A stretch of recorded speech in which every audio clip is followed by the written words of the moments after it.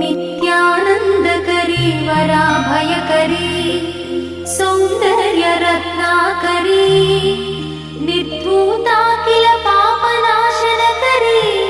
प्रत्यक्ष माहेश्वरी